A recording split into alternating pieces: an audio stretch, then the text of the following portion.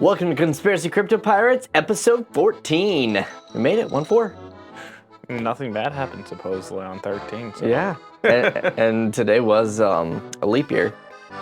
Maybe that's counteracting. Yeah. It's like two negatives equal a positive. Yeah, let's hope.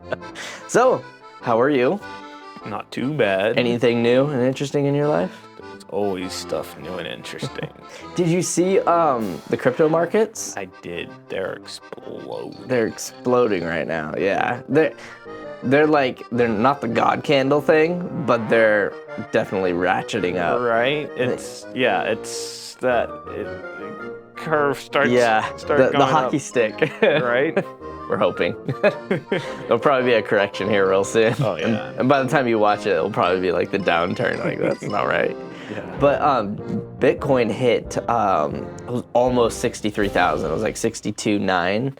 Whoa. Yeah, so we're almost at all-time highs with And Bitcoin. Almost all-time highs, and we were at 16,000, or close to 16,000, 16 to 20, around there, 20,000, what, like 6 months ago? Yeah, something like that. It's crazy I talk know. right there. It is crazy. And all the cryptocurrencies, for the most part, are really going up. Dogecoin the last 3-4 days has been ratcheting up there. It hit... I think it hit like 13 and change. I heard the last I heard was 13. Yeah, it pulled back a little bit today. I think Okay. it's like high 12s, but Yeah. Still, yeah, when you're talking like a month or two ago, it was at 8 cents. right, and yeah, 8 cents a Yeah. month or two ago. You just almost doubled your money already if you invested in that. Crazy. I know. It's exciting because once things ratchet up, especially like with Dogecoin, once that ratchets it up, and then the moon launch, the Dogecoin to the moon, Elon Musk, Okay. I have a feeling he'll be like, okay, now that's starting to go up, okay, let's announce the rocket launch, and then since they have the approval with NASA and everything, they'll probably do that, have it explode. That'd be cool. We'll see. But Ethereum has been exploding as well. Really? I haven't been paying much attention to Ethereum overall. Yeah, Ethereum I think hit like 3,400. Okay. Which I mean it dropped. I think its all-time high, I want to say it was like 5,400 or something like that, 5,400. Okay. So it's popping back up too. Yeah, I was actually listening to a guy on. He was talking about like the fair market value of cryptos, and every single, like all these cycles, we go above the fair market value, and then we go below the fair market value, and then we kind of even out around the fair market value. Right. So, and all these cycles we're going through, the fair market value keeps jumping more and more and more. Right. And it was interesting, is he was saying that crypto usually goes about 2 to 3 times fair market value At all times or on the bulls. Oh, At the okay. top of the bulls, it's 2 to 3 times, and it's been going down, so he expects 2 to 3 times fair market value. Right. And I mean, to really know what exactly fair market value is do we have volume? Hello? Hello. Hello. Yeah. Yeah. Sorry. You scared me. I forgot to check the volume before we started. So but okay, so going back to fair market value is like in crypto and what is it? Ethereum usually follows Bitcoin usually about 10, divide that by 10. So Bitcoin should be about 10 times more expensive. I see. Than Ethereum, thereabout. Right. And so, and he was saying like right now, Bitcoin, it's still a great price, great deal. Right. But if you look at Ethereum is trailing right now in the comparable of what it used to be to Bitcoin. And so right now, like if you're going to go into something, maybe Ethereum has a bigger opportunity of a bigger jump. Right, because oftentimes in the bull runs, it cycles from Bitcoin and then to altcoins, and Ethereum is still considered an altcoin. I think we're going to have a middle ground of like it's not an altcoin, but it's not Bitcoin. Like you're still going to have Bitcoin, Right. and then you're going to have the altcoin, Right. and then you're going to have your industry coins. Right. Well, I guess what I mean with the whole altcoin is just there's cycles. There's the Bitcoin cycle, and then there's the altcoin cycle, and it always does Bitcoin first, has its jump, and then it's almost like all the people that just made a bunch of money like are riding the Bitcoin, and then they exit out of Bitcoin, and then they want to ride the next wave, which will be like the altcoins, altcoin season. And then they'll, pump those way up. And those are usually about 2 months or so, right? The seasons? The wave from Bitcoin. I believe to so, altcoins. Yeah. It's usually like 2 or 3 months that wave that they ride. Right. And what I thought was kind of interesting was there's kind of a conspiracy around Bitcoin and the price as of like the last couple days. Is there was a guy that was specifically talking about how Bitcoin, when it hit its all-time high, well, not all-time high, but all-time high the last couple days or whatever, that basically there is no more Bitcoin or mass quantities of Bitcoin on the exchanges because people have been buying the coin or even BlackRock and all that, pulling it off the exchange, putting it in cold storage or whatever. So he was saying, look out because Bitcoin is probably going to do a massive jump soon because supply and demand, basically. There's virtually no large quantities left on the exchange, like maybe one or two, because like there's always going to be like a you or me or whoever selling their one or two coins here and there. Especially for tax season. Right, exactly. And then what was interesting is when the price hit, what was it, 60, almost 6,300, it did this weird thing where Coinbase like sort of shut down. It was like people couldn't sell their stocks or not stocks, sorry, their crypto for just a minute or for a little bit, and it dropped the price back down like a few thousand for those few minutes or hours or whatever it was. But it was like, okay, are they manipulating it at that point? Like, well, isn't what company you said? Coinbase? Coinbase, yeah. Isn't Coinbase partnered with BlackRock? Yeah. So BlackRock has a partnership with Coinbase, and BlackRock, that's where they basically buy their coins. Interesting. Yeah. So you have BlackRock that's buying a bunch of Bitcoin. Then Coinbase has a glitch. It drops in price, and they buy more. It could, I mean, if you want to go down that rabbit hole, it could be where BlackRock, because BlackRock has to keep X amount of Bitcoin in their ETF to resell it. Okay. And if BlackRock was getting low on their numbers and they think or know it's going to jump up, say, to 100,000, then BlackRock could be like, hey, pause it, because like I said, the exchanges are running out of coins. And I mean, when BlackRock buys something, they're going to buy, thousands at a time. Yeah. So they could be like, okay, we want it at this price. Everybody else has paused for a little bit. They buy it at the 63,000 or 60,000.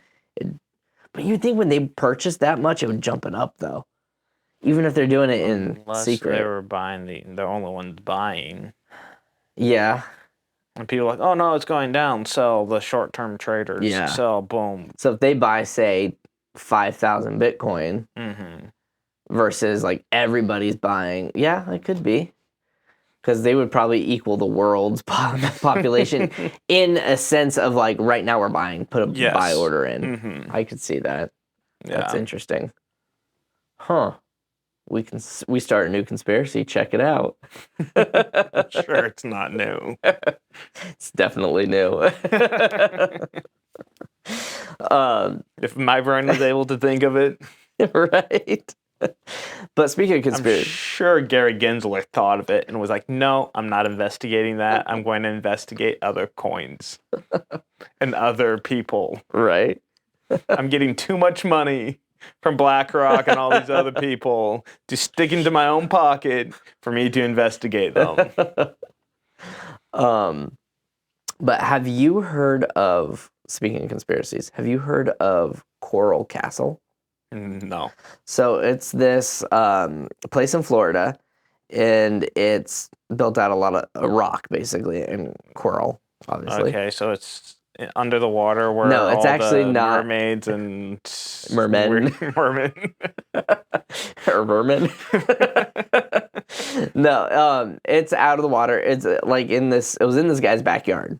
So there's this like savant guy who is a recluse by himself. He has a little bit of property and like it was gated area. Yeah. And he would work at night, basically.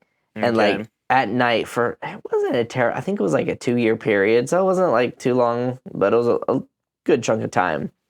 He built this castle out of rock, and like the largest stone that he moved was like 28 tons. That's heavy. Yeah. And he had no Equipment? like cranes or anything like that. And when asked about it, he basically said, I unlocked, or I understand like how the pyramids were made. And then like this was like recent history, like in the 90s or something. Okay. And maybe we should go interview him. well, he died. Not very like he died like shortly after like opening it up to the public, and basically people can like tour the castle or whatever. But supposedly he unlocked the secrets of the pyramid, which, I mean, somebody could just say that, but then you're like, well, how do you move these rocks? And he would only work at night, and he was by himself, and all this stuff, and he didn't have like heavy equipment or machinery. People would hear it. Yeah, but you would hear it. Like you would hear a backhoe or a bulldozer, or Just crane. Don't back up and have the beeping sound. That was the secrets of the pyramid right there. Working at night. But using only the power of the moon.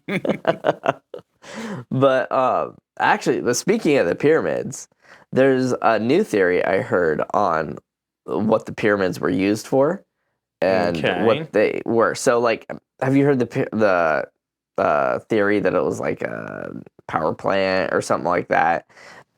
Like industrial versus non-tombs, which by now it's pretty much the tombs is kind of sketchy. Exactly. Like there's no hieroglyphics, there's no bodies found in it, all that stuff. So this theory is very interesting, and it kind of makes sense, and there's been some evidence to kind of back it up. Okay. It is a chemical reaction. Like it makes chemicals. So you know how on the plains of Giza or whatever, there's several pyramids. Okay. There's not just the Great Pyramid. There's like 7 or something like that.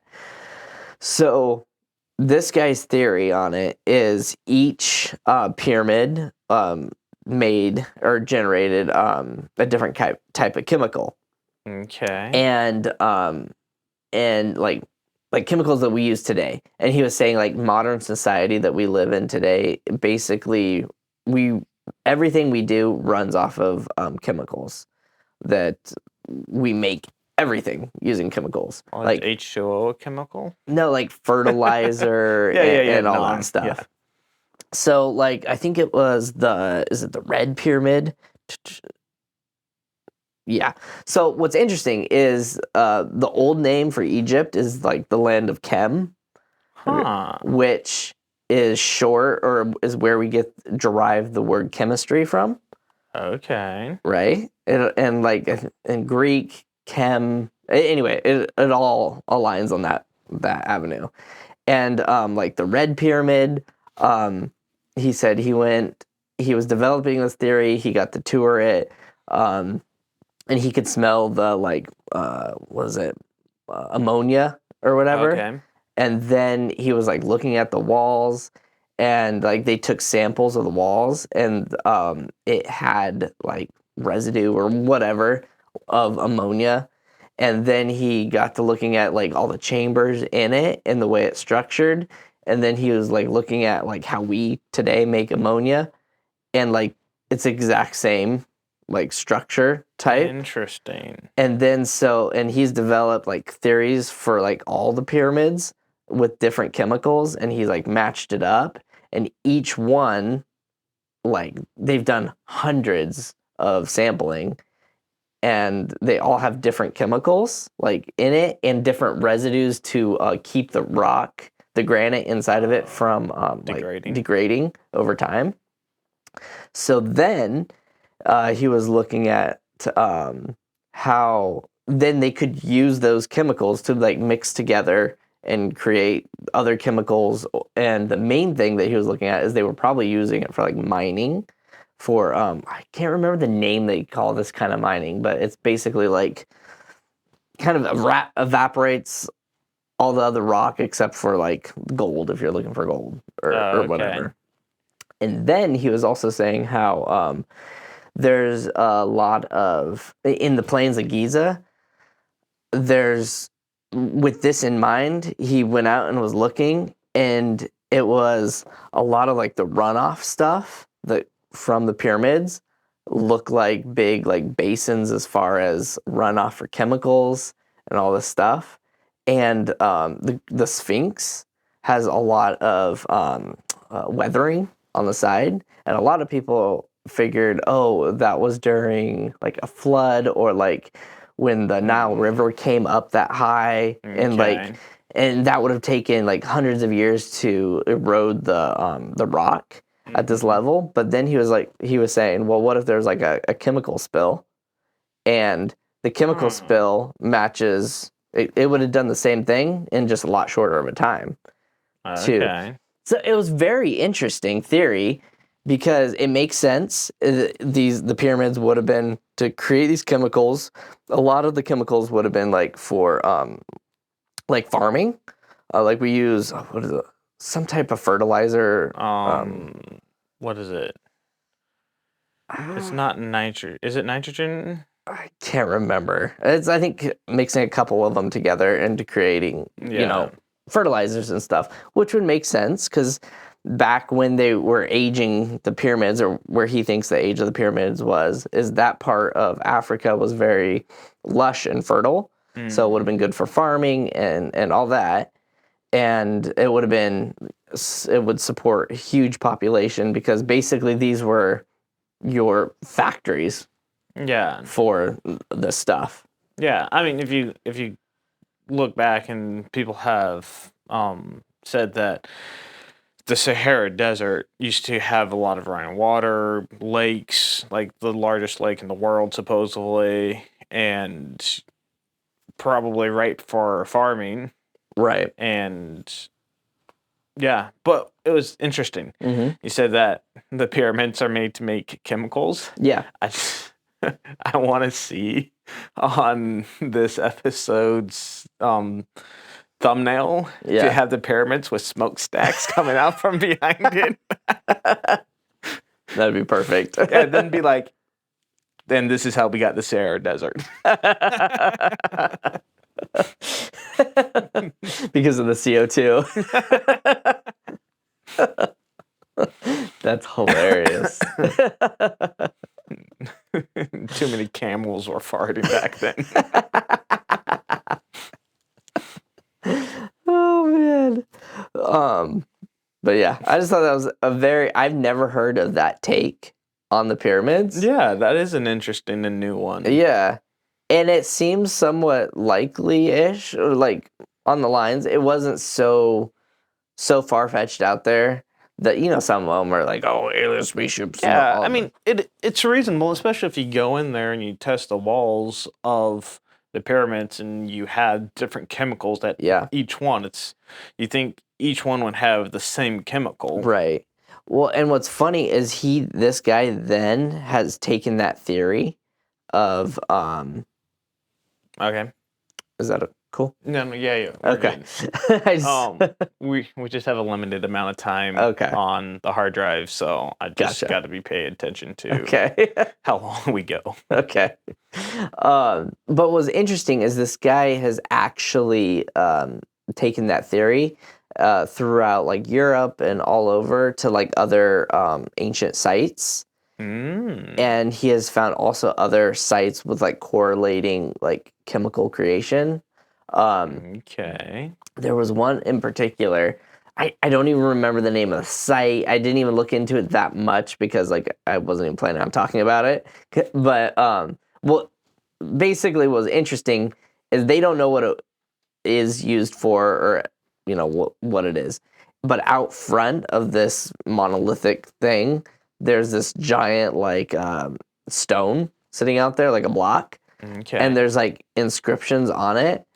And he was like, and he basically deciphered the inscriptions. Like it was like, okay, this circle. He's like, the ingredients of what the building was making is right here on this thing. It was like, okay, it requires this, and basically he then has done it into modern day chemistry and was like, yeah, that would create ammonia nitrate or whatever it was. And like he was like, yeah, it was like it made sense. And I was like, oh, that's weird. So did like ancient times really know how to do all this chemistry? I remember back when I was taking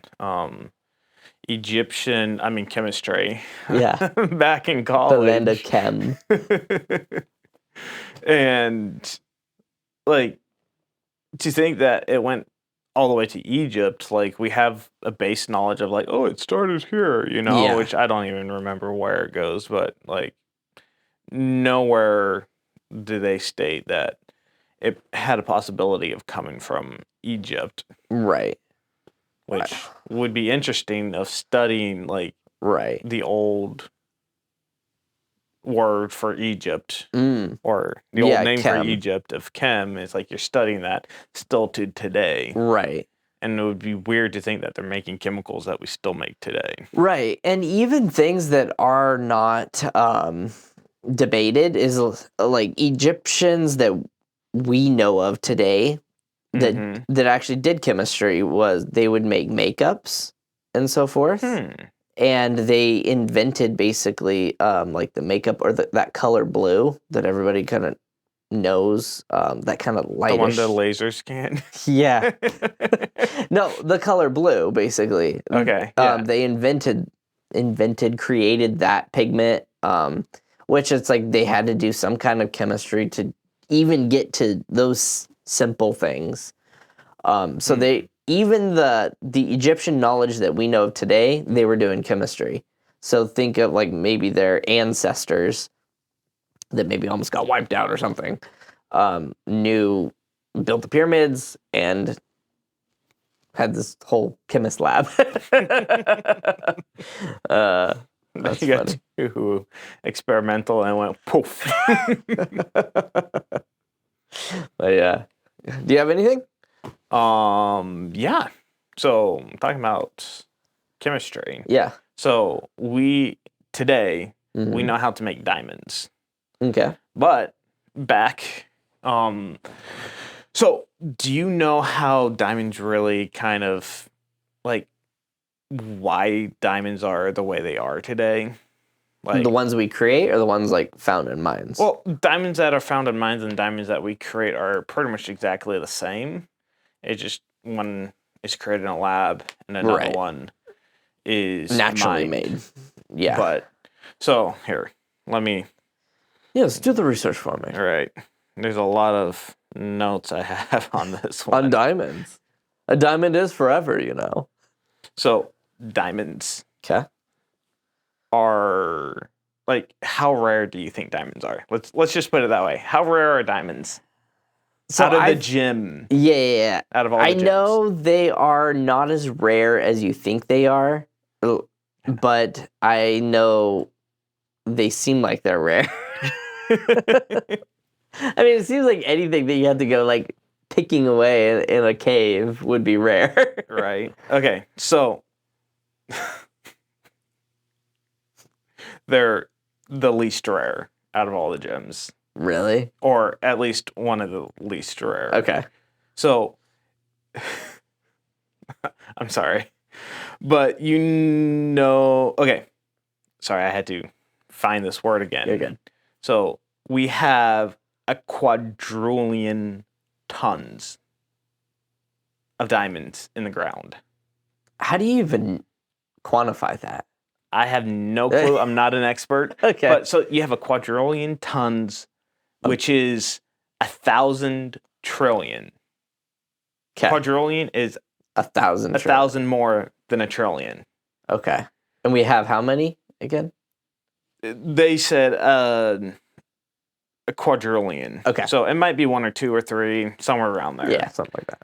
But in a ton, Okay. what is a ton? 2,000 pounds. 2,000 pounds. So you're talking about another 1,000 on top of that. 2,000. You're adding another 3 zeros. Oh, yeah. To that whole math equation, which is crazy. So the Rothschilds. Yes, the Rothschilds. I've heard of them. Yeah, the Rothschilds invested into the De Beers family. Okay. That owned a mine that mined diamonds in Africa. Okay. South Africa, to be specific. Okay. And their marketing team fooled everybody to think that diamonds were rare. Genius. Yeah, they actually had a warehouse in London that was just packed jammed with diamonds. Was this before the Rothschilds got involved? No, when the Rothschilds were involved. That certain countries were like, you can't sell diamonds in our country because you have like so much diamonds in the warehouse, you know? Wow. Okay. And so in 1887, the Rothschilds invested into the De Beers family. Okay. And in 1902, the De Beer family owned 90% of all diamonds mines that were mined. Okay. So the production of diamonds, they own 90% of that. Wow. They created different like contracts with people that sold diamonds. Okay. To only deal with them. Like they had the contract, so they couldn't go out and try and find a better price or anything. They pretty much went in there and monopolized the entire system. Wow. And then when the mines started becoming more and more popular, they started buying out more and more mines. And they were so convincing of buying out these mines that they went all the way to kidnapping and murder to convince people to sell their mines to them. Oh my gosh. Like, this was ruthless. Wow. And are all the mines in Africa? Or Africa, there's a lot in Africa and South America. Okay. At this time. Right. Are there like no mine or are there no diamonds in North America or in Europe and all that? Aren't you a geologist? Tell me. No, I honestly I don't know. But at this time most of the diamonds were being mined. Yeah. Around in that area. That's very interesting. Crazy. Okay. And then oh, there's more to the gem story. Yes, it is a gem. So Hollywood, their advertising team got a hold of Hollywood and was like, hey, can you have your actors be having all your bling with diamonds and all that?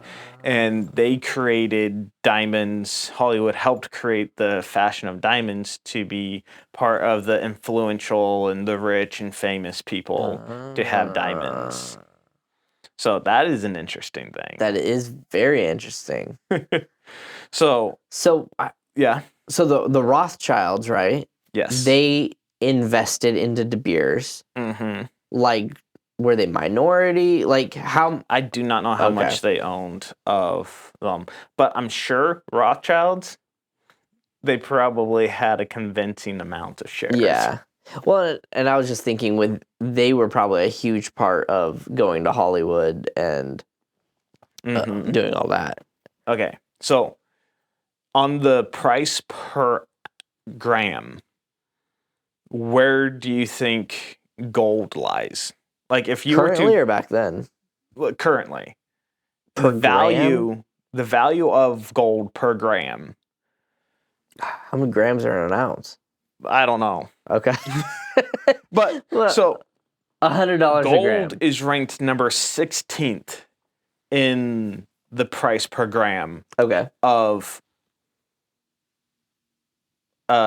gem or metal or something that is created in a lab. So this is very interesting. There was a whole bunch of a list. I only picked out the ones that I found interesting. Okay.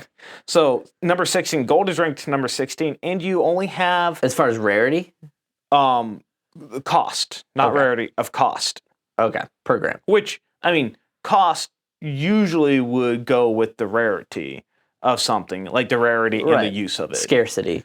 Yeah. But so you have gold that you only have 3.5 thereabout Olympic size pools that you can fill with gold. That's all the gold in the world, supposedly. Supposedly under the Vatican also has a bunch of gold, another 3.5 Olympic size pools. But as of we know that they're letting us know there's 3.5 Olympic pool size of gold. That's crazy. And it's ranked number 16th in the cost per gram. Okay. Or cost per weight. Yeah. And it is $62.26 dollars per gram. Wow, that was 66? terrible. $62.26. Per gram. Per gram. Okay. So, plutonium. Yeah. Ranked number 13. Ooh. And that is, depending on the quality of plutonium, is $4,000 to $11,000 per gram. Wow. I'm like, plutonium? That's like, I mean, nuclear type stuff, you know? I mean, Doc Brown found it. Monte! Right? Then you have diamonds. Okay. At number 7. Okay. And it costs about $25,000 to $150,000 per gram. Wow. So wait. Okay. How is diamond number 7 if there's quadrillion pounds? Okay. You gotta thank the Rothschilds. I mean, look at the Rothschilds. And look at, weren't they involved with oil? I think so. And what did they name oil? Fossil fuels. So they came from fossils, which puts a scarcity or a limited amount, which we have been, I mean, unless there's been a ton of fossils that have been buried, which I don't think there's been that many fossils buried because we're finding it everywhere. Yeah. Like, it's kind of a myth now that fossil fuels comes from fossils, but we still call them fossil fuels. Right. And allude to the scarcity of this. I think, like diamonds, oil is more common than they let us know. Yeah. I think it's something the Earth makes. So, thank the Rothschilds and their monopoly on the diamond market. Interesting. To go and create the scarcity of diamonds. So, fascinating. Wow. At number 5, you got red diamonds. Okay. At $5 million per gram. Wow. What's number 1? Oh, I am so glad you asked. That was the next interesting thing. Like, a lot of these other ones, like, you never heard of. Or you can't even pronounce them, you know? So I'm just trying to pick some of the But then you're like, ones. what's 1? Number 1 is antimatter. So antimatter. Yeah. If it touches another matter, it has an explosion and it absorbs it. But isn't antimatter like the opposite of matter? So therefore, there's basically an unlimited amount of antimatter. But to be able to have it on Earth? Which, what is CERN trying to do? Maybe that's what they just did, is created antimatter. That's their experiments. I know some of their experiments is to create antimatter. And they like... Well, guess how much it costs per gram Can you bottle antimatter up? I don't know. I'm Okay. not a scientist. Okay. The cost per gram of antimatter. $1 trillion. Ooh, you are close. Really? 62.5 trillion. To create 1 gram of antimatter. No wonder, sir. So when you get proposed and someone holds up a diamond ring, you should just slap it and be like, that should be an antimatter ring. Okay. Yeah. Talking about that. So their marketing team, they say you should buy a diamond or a ring for your wife or to be wife 3 times your monthly salary. Yeah. So your average salary is probably about $5,000 to $6,000. So you're talking, they want you to buy like a $10,000 to $20,000 ring. Yeah. For somebody. That's crazy. That is crazy. And then they're like, hey, you know what? Now the next thing you need to do is go put a bracelet or a necklace full of diamonds on top of that. And you're just like, are you joking me? You might as well just stick dirt on it and be like, here you go. This cost me a lot of money. Or you can just go to the hardware store and get a bunch of diamond-tipped tools, break them off, and make a necklace. Problem solved. There you go. You just get them a diamond-tipped saw blade. They're carrying it around. But what's funny is, speaking of like the Rothschilds, another wealthy family, the Gates. Yeah. So you know how Bill Gates is kind of famous right now for basically buying up all the farmland and everything. And not farming it. And not farming it. Yeah. Seems very odd, right? Mm-hmm. Well, what's fascinating is somebody decided to basically overlay maps with the land in the U.S. anyway, that Bill Gates has purchased, and then overlay those maps with other maps that show basically if there was a catastrophe and basically like the oceans would rise and everything, and what land would still be like available in the United States and what land would be like underwater. And guess how it overlays. Like at what elevation? No, so like it would be like I have a map of your property, right? And I can like put it on top of like a 1960s map. And it'll be like, oh, this is where your property is in 1960 or whatever, right? So every area of the United States that would be above water if this catastrophe happened, Bill Gates owns. Like all the farmland, it's like, oh, this is a random strip that he purchased or whatever. You put it on a map with this catastrophe. So what is this catastrophe? Like, how high does the water have to go up? Like, I think Florida's gone. Large chunks of California's gone. There's big. I think basically it's like is the the plains where the Mississippi kind of goes up. Is that all gone too? Don't know for sure how it all plays out. Man. But what's interesting is, all these billionaires are building bunkers, right? Yeah. Well, guess what? Hawaii, where Jeff Bezos, Zuckerberg is building his bunker, is not underwater. Interesting. Right? It's weird. So you're talking about a small little island. I know. If you would have said like, okay, there's gonna be some like natural catastrophe thing happening, I'd be like, Hawaii's gone. Bye-bye. But no, Hawaii's fine. Okay. What are they planning? Like, if they're doing that, so hear me out. Yeah. They're planning that. Are they calculating all the ice melting and going into the water? And if so, what is their plan to do that? Nuclear bomb or nuclear. Just like Elon Musk said that he would warm up Mars to do that by nuking the poles. Right. If they nuke the poles, right. Like, are we going to supposedly get that much water? And I mean, Gates is all for population control. So like, I mean, he'd be giddy to depopulate the Earth I to mean, some he has a extent. very empathetic soul. Right.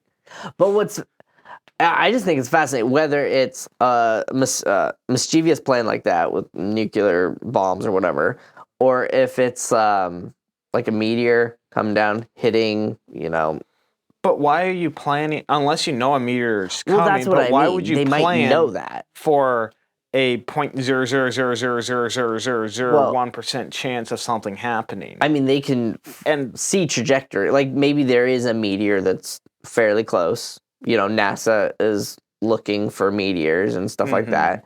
They're like, oh, there's one close, and we're about 15 years out or whatever, right? Okay. I mean, who are they going to tell? Probably the elites are going to know that. Yeah. And then I mean, you can't tell that in a mass quantity. Right. You'd create huge panic. So this is the natural way. Yeah. So talking about the bunkers. Yeah. So in 2015, Obama got together with the Czech Republic. Okay, that's an odd one. Yeah. And they were creating different bunkers. Okay. And then out of that, there was this guy named, what was his name? Zermer. I don't even know. Oh, that's a good guy. But he was a general in the Czech Republic that was the chief military intelligence service of the Czech Republic. And he dealt with underground bunkers. Okay. And he then retired from the military, started his own company.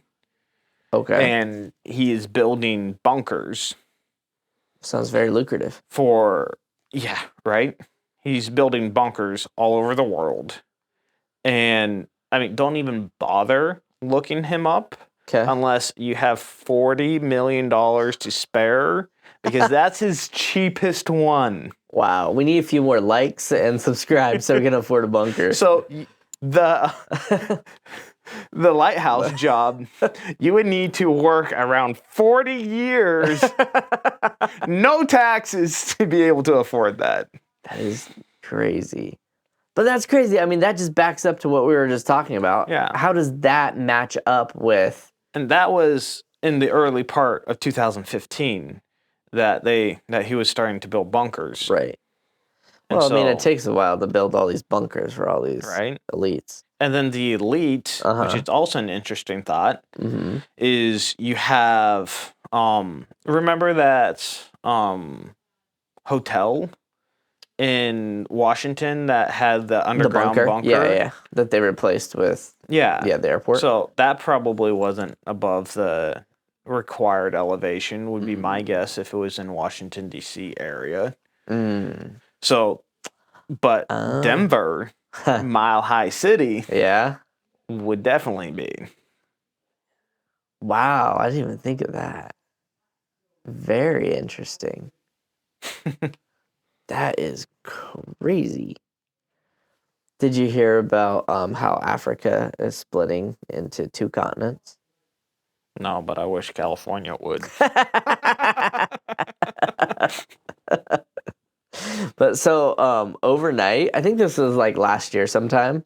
Okay. Overnight of this, basically in Kenya, this like crater just split. It was like 50 feet wide and 60 feet deep.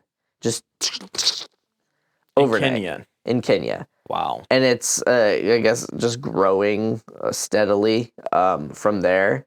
And it's basically thought eventually that will become like a new sea. A new Red Sea. Yeah, in that area. So instead of the 7 seas, we'll be sailing the 8 seas.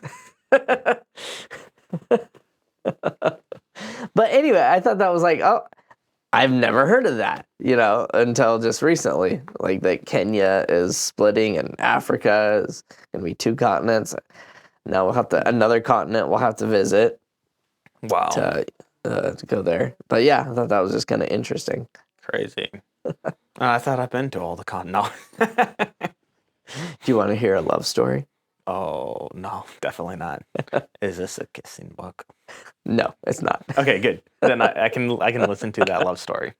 So it was actually this couple in Texas, and this happened probably 100 years ago. They lived in Texas. It was boyfriend, girlfriend. He broke up with her, and she was That's not a love story.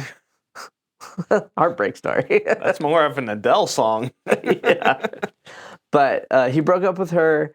She was, lovesick or whatever, and she Can you hear me? don't make me laugh. I'm in the middle of the story. I'm telling the story. No.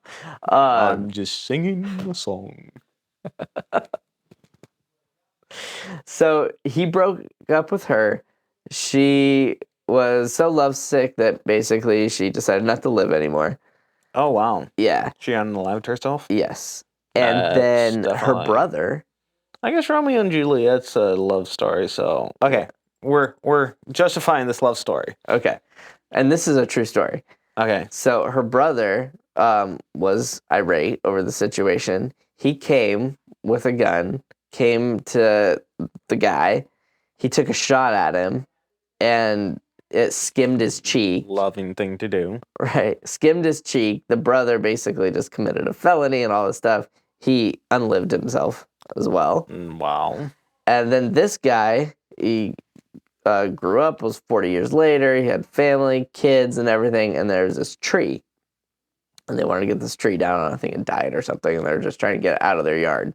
That's not good. So it was a big tree. This isn't coming out to be a good story. So the kid, the son, goes over to the trees. They've been trying to chop it down. They decided to get dynamite to blow the tree over or whatever. Okay. So set the charge of dynamite. And, the kid sets the light or whatever. It's going off.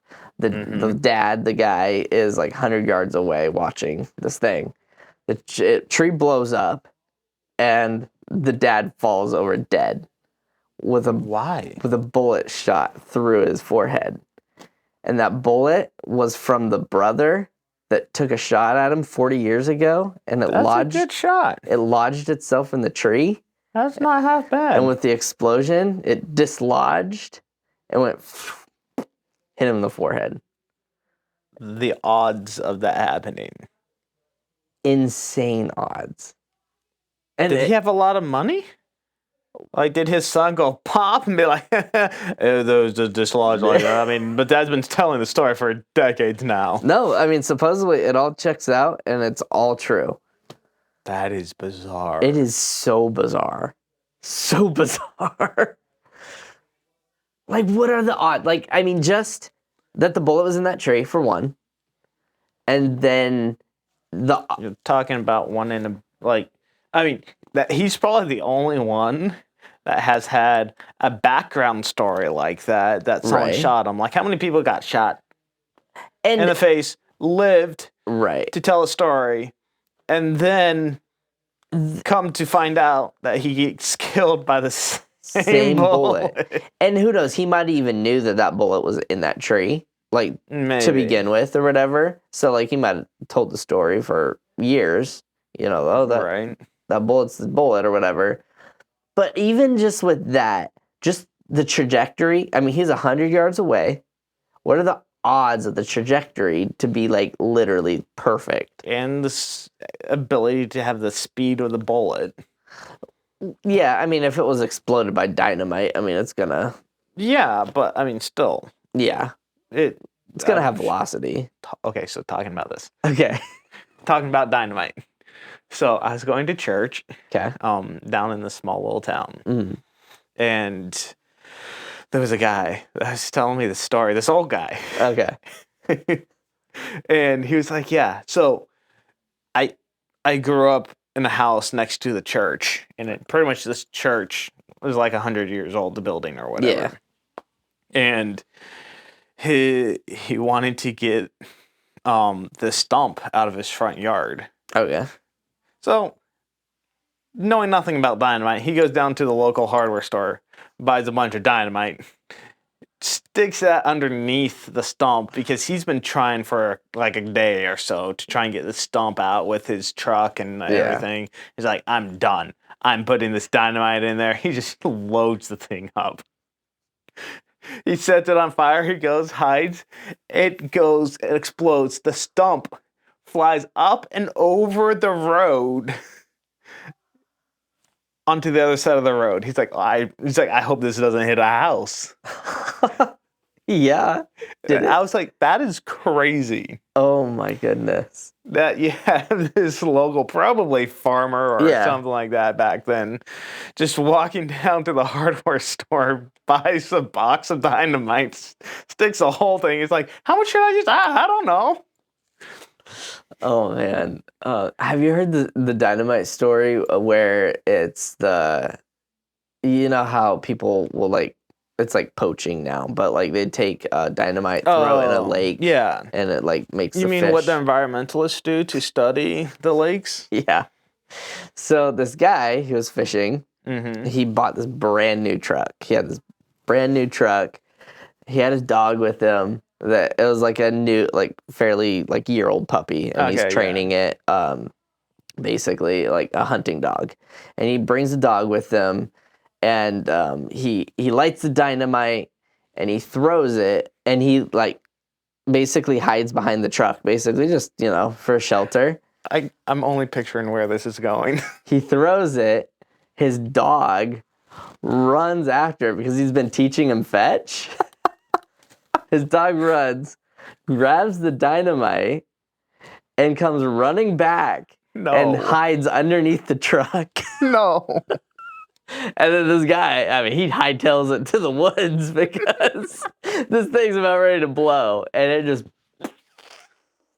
blows up his truck. His poor dog is gone.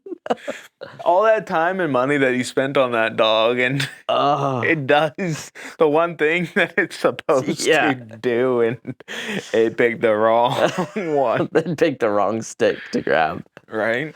Oh, you'd think you would toss it and be like, why is it? Oh, shoot. Like, yeah.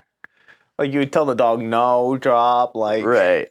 I mean, he probably did, but I mean, if there's a fuse going, right? You're like, I get. Hopefully, he taught him stay. He's like, stay. Yeah, then my dog would run after me. I'd be screwed either way. Oh my goodness.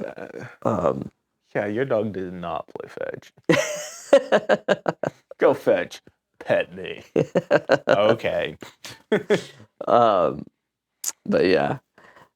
Have you heard of Lovelock, Nevada giants?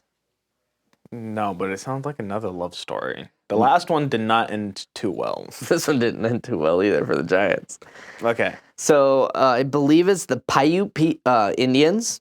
Okay. Lived in this area in Lovelock, Nevada. And actually, I should back up.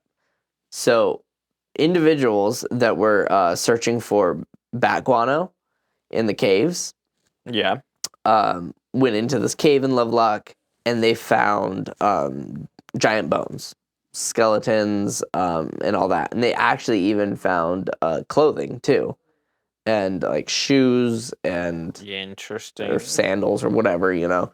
And then a museum picked them up, brought it to their museum, and they had them in the museum for a while. So then, backing up that story is that was like the land of the Paiute Indians, and looking back in their history, it was the great granddaughter of the chief of the Paiute people. She actually learned English and all that stuff, and she actually wrote a book about her people, and it basically told, you know, their history. And one of the Paiute people's main enemies during like early years were these giants, these red-headed giants is what they were called.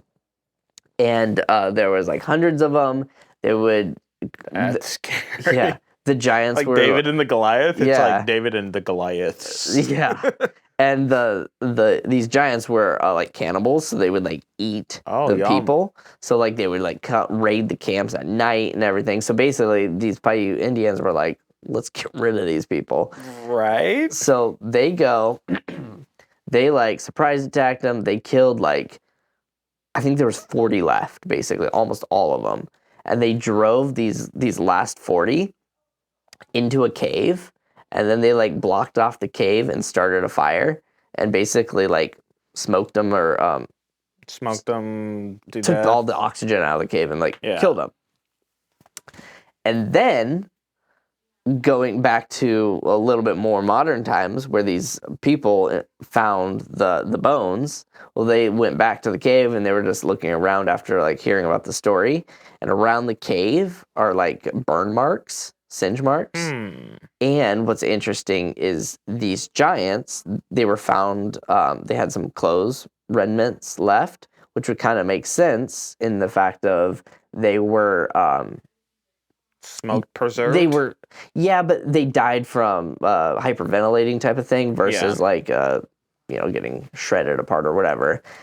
And most of these clothes would never fit the Indians, and so they probably wouldn't do that. So the Paiute people defeated the giants, which is a cool story on that end. But especially like, I mean, you might be sad unless they weren't like cannibal, right? Right. And terrorizing these people, which is weird. Red hair. What's another place that has red hair? Ireland. Yeah. And they're known for their short people. So you're saying that the aliens thought this would be a funny joke to pair the shortest people with this genome here and create giant little people. And we call them elves. But so I guess the museum got rid of the bones and the skeletons, but they kept the shoes, and they were like a size 29 shoe to like today's standard. Like European style or American style? I don't know. I was thinking American style because I mean, probably because like isn't like a 9 a 43 or something European? I think I think you're close. Yeah. I think in inches, I want to say they said it was like 15 inches or something. Is that? No, that doesn't seem that big. Let me get my number. But it was a size 29, whatever that is, in inches. But I have no clue how shoe sizes work because I thought shoe sizes were based off of inches. You would think, but and then you have women's sizes, right? That you're like, oh, maybe like their inches are different than. Is that how it goes? I think so, but maybe that's just mansplaining. Have you heard the light bulb conspiracy? The light bulb, no. All right, buckle up. I forgot to attach the seatbelts to these lovely seats. All right. So in the early 1900s, when they first were like manufacturing light bulbs, they would last a really long time. They were like indestructible. Yeah, they were really good. Maybe not indestructible, but they would just last a long time. So all the light bulb manufacturers met up in Geneva, Switzerland. What's up with Geneva? I know. I thought of that the same thing. I was like, "What's up with Switzerland?" And we're this neutral country, right? That we want to create a black hole, right? So antimatter. So they have conspiracies about light bulbs. So they all met up in Geneva, Switzerland. Okay. The average lifetime for a light bulb back then was like 2,000 hours for these lights. And all of their revenues were going down because basically all the people bought the light bulbs and never had to replace them. Okay, makes sense. So they got together and they're like, we need to basically make our product less good. So Okay. they lowered the lifespan of their light bulbs from 2,000 hours to 1,000 hours. And they like basically made a gentleman's agreement that they were all going to do this, because if one company is like, Right. mine's 2,000 hours, then they get all the money. So Okay, you're itching me on another one, but go for it. so basically, they set up a third-party organization that once a month, each of these light bulb manufacturers would have to send in a light bulb, and it would have to be tested. And if it went over the 1,000 hours, they would be fined, like per hour or whatever it went over. So it was like they made the scarcity in light bulbs. It's crazy. At least they made a gentleman's agreement instead of going down to murder and kidnapping. Right? But okay, so that kind of makes me think of vehicles. Okay. Did the big car manufacturers have this gentleman's agreement? Probably. Because, I mean, we used to have, like, the old diesels. Yeah. They were running, like, 300, 400, 500, a million miles easy. Yeah. And pretty much the engines were indestructible. Mm-hmm. And now the engines are lasting 100 to 200,000 miles on these diesel engines. Yep, I guarantee it. I guarantee. And what was the one thing? Because you're making these things that are like going, like the rest of the car would start wearing down. And you're like, okay, I want a new one. Yeah. At around 300 to 500,000 miles, where if you probably kept it going, it would last forever. Right.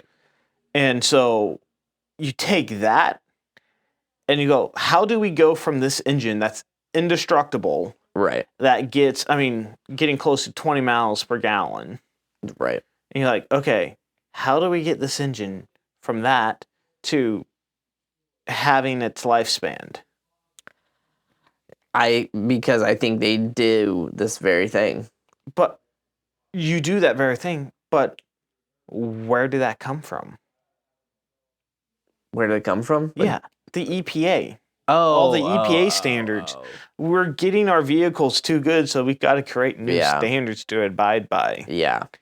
And so now these new EPA standards are right, and then their engine comes out and they don't last as long, and nobody does. Right. So that might be an excuse. That might be the reason why they might have lobbied for these EPA laws to come in. Right. Well, and a lot of it too is and it might be just part of the whole making the products not last as long, but like smaller engines that produce higher horsepower are naturally gonna break faster. A lot more wear and tear on them. Yeah. But yeah, I'm sure of it. I mean, same thing sort of with electronics and everything. Mm-hmm. Well, that we're progressing at such a rate, I think we're artificially slowing down the rate that we're going at. Like, I bet Apple has this amazing thing that they could come out with, but they're like, hey, let's go from, instead of going from the M10, let's go from the M1 to the M2 to the M3. And then over 10 years, you have the M10 that you could have came out with. Correct. 2 years after you came out with the M1, but you're like, all right, let's slowly progress this thing. Right. Let's fix the screen on this one. Yeah. you know? Right.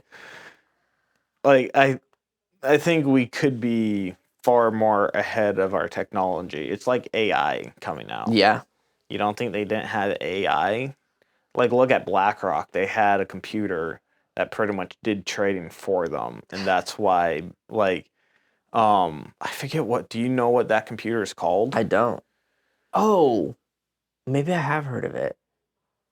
Wasn't it like a fraction of a second faster connection speed? Or am I thinking something different? You might be thinking of something different, but they've created this computer program to like do the trading, and like they set all the parameters and all that.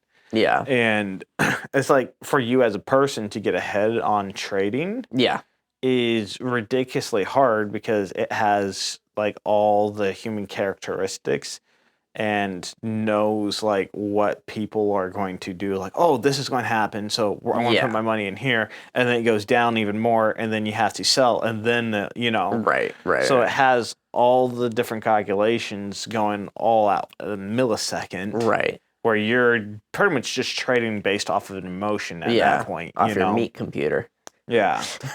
Yeah. That you click send and you hit prices yourselves and all that. Right.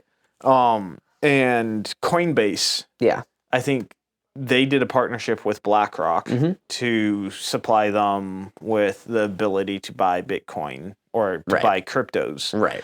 And I think they got access to that supercomputer. Oh. Which is a very interesting. I want to access a supercomputer. I don't know if you want to sell your soul for that. Right. But also, oh shoot, where was I going with this? Supercomputer, BlackRock, Coinbase. Coinbase getting the keys to the kingdom. Yeah. But that just might have been it. Yeah. Have you heard of the dancing plague in France? You and your love stories and dancing. I know, this is like a common theme for this episode. Oh, 14. So the dancing... 14, what happens on the 14th of February? It already passed. I know, but... supposedly the moon launch? I don't know. 14th. Isn't that Valentine's Day? Oh, okay. My bad. There you go. You can tell I got in trouble this year. So, the dancing plague. Dancing plague. It sounds happy. Yes, 1800s. Okay. So, I want this plague. All of a sudden, this lady in this small town just started dancing uncontrollably. Sounds like a witch. Well, you're getting ahead of the story there. Oh, sorry. So she starts dancing uncontrollably, and like she couldn't stop, and basically she would dance all day and night until her body was literally physically exhausted and couldn't withstand it. And then she like fall to the ground, and then her feet were just bloody after time. And basically when she woke up, she'd start dancing again. So then it was a plague. So like more and more people got it. There was ended up 400 people in this town that were dancing.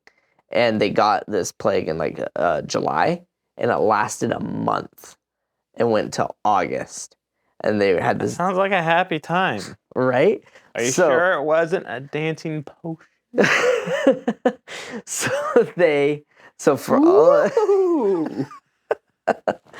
So they actually they tried everything. So they thought, well, maybe there's something weird with their brains going on right now. So they actually tried to play music with them to like get them on a different rhythm. But they just kept dancing away. And what was funny was like there's all these people dancing, and the whole town like didn't fully know what was going on. So like there's music, tons of people dancing, so they all started dancing and getting into it. And then some people just couldn't stop. Yeah, some people couldn't stop. And then like there were like for a while there was like 15 deaths a day because of just people dying from exhaustion. Shoot. And then finally, after a while, that's a way to go. The mayor or whatever of the town, along with like the town head people, got together and basically figured it out. They're like, oh, they're witches. So they are. So then they actually took those group of what was left of the 400, because there was people dying every day. They took that group and they took them out of town. And after, the end of August or whatever, they just quit dancing, and they were fine ever since, except for their calloused feet. But that is a true story. Like, you can look it up. And wow. Yeah, the dancing plague. Plague. The dancing potion. Which I'm surprised they didn't like put them all on a pike or something. I mean, which then, because I didn't hear the detail, was it didn't specify, was it just women getting it? Because if they're calling them witches, which I guess men would have been warlocks probably. Yeah. So they probably would have piked. But it just seems like back then when they would call people witches and stuff like that, it seemed like it was only females. Yeah. Well, I mean, I know that witches are females, but I just mean like Salem witch trials or whatever. It wasn't like, oh, there was men too in that group. It was only women. Interesting. Yeah. Maybe there's more women to men ratio. I don't know. Maybe the men hide better than the women. Maybe the men having an ugly face with a wart growing out of it's normal, and I don't know. Yeah. But did you know that Nikola Tesla, Okay. invented the radio? No. So his It's too bad he didn't do that to hit the right frequency, so to make the rock slider. right? Well, he was fascinated with Egypt and all that, but another story for another time. So the radio. So he invented the radio. He could send the signals across the ocean, basically. Okay. There was another guy. Making an argument for a flat Earth theory. Yeah. So there's another guy that was like of royalish descent. I don't know if he was of the royal royal family, but of Narnia. You are making it so hard to tell a story. What do they call it? Like dignitary people. You know how there's the lords and all that. He was like a high hoity-toity person. Okay. So there was like a lord over there that also invented something similar to the radio, but he could only send his signal 5 feet. That's a good radio. Yeah. And Nikola Tesla, filed patents for his radio. Okay. They were in the process. They rejected it, and they gave the patents to the guy in Europe. Huh. And that guy, when that guy finally died, they revoked those patents from him and gave them back to Tesla. But Tesla was already dead. Okay, that makes sense. So it was almost, it's weird. The whole thing is weird. Yeah. Like he was I can't remember his name, but he was like a Rothschild in Europe, this guy. And, but yeah. And then to have the gall, once Tesla's dead and once this guy's dead, to be like, well, we'll give it back to you or whatever, the rightful place. Yeah, I've heard Tesla had got screwed on so many different accounts. Yep. He probably just didn't play ball, where Edison might have played ball. Yeah. Yeah. I think so. Well, it's even just like with the whole theory of if he was truly figuring out like free electricity and wanted to just be like, oh, here you go. Nobody wanted that. I mean, except for all the common people wanted that, but nobody, uppity up wanted that. Right. It's crazy. There's a lot about him that's fascinating. Look through my notes, see if we have any other stories. I have one more interesting. Do we have time for another interesting story? One more. Okay. And then we're out of space. Dinosaurs. Okay. Living dinosaurs. Okay. So there was this lady that... She was that old? You should be really much kinder to this old lady. So this lady, she would get her nails done at a specific nail salon. Did you say nails or scales? Nails. Okay. So she would go to this nail salon that she would always go to, and the people that did the nails were Chinese, and they would have like a Chinese news station playing or whatever on the TV. And then she said, all of a sudden, in the middle of her nails, all the Chinese ladies in the salon stopped and looked at the TV and were listening. And she was like, this was weird. They never did that. And then she like quickly got her phone out and did Google Translate. And so she caught like the middle and end of it. And it translated that it was that the Chinese government was exploring this new land that was like non-inhabited and all this, and that they found dinosaurs. And and she was like, well, it's Google Translate, is it right? And then she's like, is this right? Is that what they said? And she's like, yeah, that's what they said. That is crazy. Yeah, very crazy. So, are you saying the Chinese weren't good at getting rid of the dragons as well as the Europeans? I'm saying the Chinese invented Jurassic Park first. That is scary. Yeah. If you think about it that way, that is scary. Right? But anyway. To dig a tunnel underneath the ocean and release the dinosaurs into America. They don't have to do that. Just come through the southern border. Maybe that's why the border's open. To allow free transfer of dinosaurs. I thought that was an interesting thing. But the cool thing is, if you stayed with us this long, we hit over 1,000 subscribers this last week. Yeah. Thank you so much. The growth has been awesome and fun to watch, fun to be a part of. So thank you. Please share, comment, subscribe. Definitely share it with more people because we want to see how quickly we can hit 2,000. Right. Comment how stupid we are. And should we do a giveaway at like, I don't know, 2,000, 5,000? I don't know. We'll have to talk about it. We have a couple cool ideas. Yeah, but if that sounds interesting, comment down below, like giveaway or something. But yeah, thank you for joining us. What should we give away? Yeah, we have a couple cool ideas, but if you come up with a cooler idea, and make sure it's reasonable. Right? Our pockets are thin. We're not spending our treasure ship. All right. Well, thanks for joining us. Join us next week for episode 15.